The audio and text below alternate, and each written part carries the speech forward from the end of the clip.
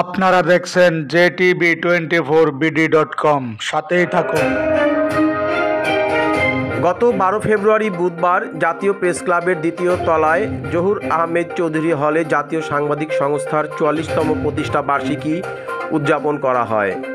সংস্থার কেন্দ্রীয় নির্বাহী পরিষদের সভাপতি মোহাম্মদ মমিনুর রশিদ শাইনের সভাপতিত্বে ও মহাসচিব মোহাম্মদ কামরুল ইসলামের সঞ্চালনায় অনুষ্ঠানে উপস্থিত ছিলেন বাংলাদেশ ফেডারেল সাংবাদিক ইউনিয়নের মহাসচিব কাদের গনি চৌধুরী, সহসভাপতি ও বাংলাদেশ ফটো জার্নালিস্ট অ্যাসোসিয়েশনের সভাপতি বীর মুক্তিযোদ্ধা KM মহসিন, ঢাকা সাংবাদিক ইউনিয়নের সভাপতি মোহাম্মদ শহীদুল ইসলাম, সংস্থার উপদেষ্টা মোহাম্মদ আবুল বাশার মজুমদার, প্রতিষ্ঠাতা সদস্য মোহাম্মদ শাহজাহান মোল্লা, কেন্দ্রীয় নির্বাহী পরিষদের সহসভাপতি মোহাম্মদ হাসান সর্দার জুয়েল, মোহাম্মদ আতিকুর রহমান আজাদ, মোহাম্মদ জামাল হোসেন, মিজানুর রহমান প্রিন্স, মোহাম্মদ খায়রুল ইসলাম, নীতি নির্ধারণী পরিষদ সদস্য মোহাম্মদ মঞ্জুর হোসেন, যুগ্ম মহাসচিব লায়ন শিকদার, মোহাম্মদ আরিফুল ইসলাম টিটু, সহকারী মহাসচিব সরকার জামাল, সাংগঠনিক সচিব মোহাম্মদ ওয়াহিদুজ্জামান, মোহাম্মদ ইসমাইল হোসেন এলিন, অর্থ সচিব মোহাম্মদ জাবেদ আলী,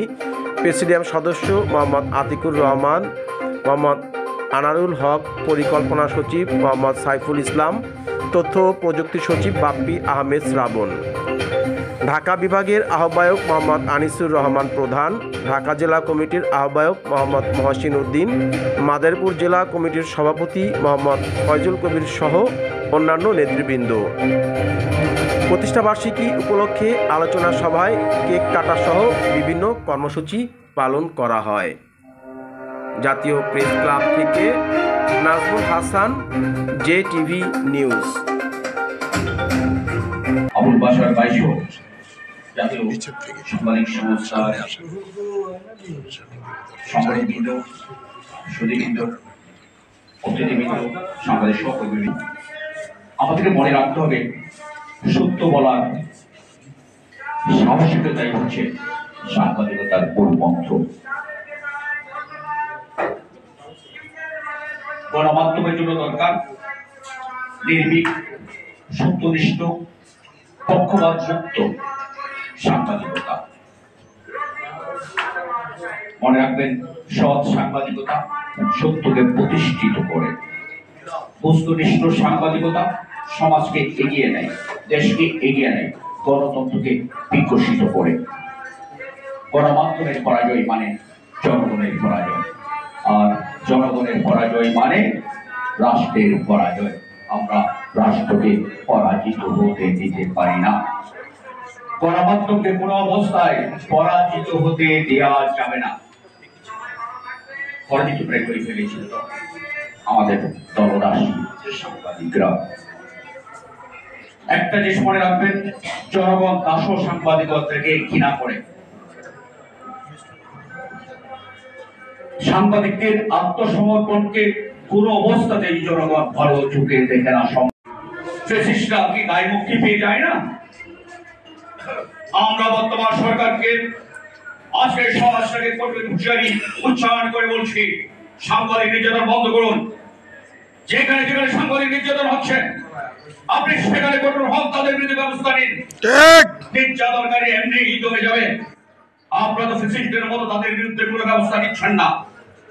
আমরা বলি, আমরা যদি ফ্যাসিস্টদের রক্ত চক্ষু কেউ উপেক্ষা করে রাজপথে নেমে লড়াই সংগ্রাম করতে পারি, আপনারা যদি ফ্যাসিস্টের মতো কাজ করেন, আমরাও রাজপথে নেমে লড়াই করার জন্য প্রস্তুত আছি। আপোষ হবে না সাংবাদিকতার সাথে। সাংবাদিকতাকে উৎসাহিত করতে হবে, নিরুৎসাহিত করা যাবে না। এই জন্য জুলাই বিপ্লব হয়নি। সাগর রুনি হত্যা হয়েছে আজকে 2 বছর, এখনো কেন সাগর রুনি হত্যার বিচার হবে না?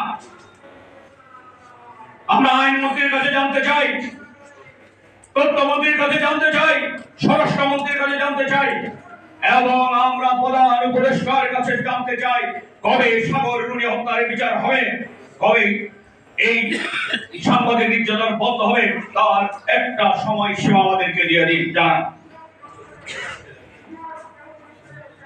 আপনারা তাদের বিচার করছেন না, তার মানে কি সাগর রুনি হত্যা হয়নি? যদি নির্বাচিত প্রতিনিধিকে সাংবাদিকদের নেতাকে জনগণ ধরে পুলিশের হাতে সুপাত্র করেছে, এটা লজ্জার আমাদের জন্য, আমাদের কলঙ্ক। এটা থেকে আমাদেরকে শিক্ষা নিতে হবে। কারো চোখ রাঙানোর দরকার না করে সত্যটা তুলে ধরতে হয় আপনাদেরকে। মনে রাখবেন, আংশিক সত্য সাংবাদিকতা নয়, সাংবাদিক হচ্ছে পুরোপুরি সত্য, পুরোটাই লিখতে হবে। সেক্ষেত্রে কোনো আপোষ করবেন না। যারা সঠিক সাংবাদিকতা করে জনগণ সবসময় তাদের পাশে থাকে, জনগণ তাদেরকে সহযোগিতা করে, তাদের বিপদে এগিয়ে আসে। আবার কুসংবাদ করবেন, অপসংবাদ করবেন, দলদাস করবেন, ওই যে ধরিয়ে দিয়েছে না, প্রেস ক্লাবের সেক্রেটারিকে ধরিয়ে দিয়েছে জনগণ, সেটাই করবেন। সেই সাংবাদিকতা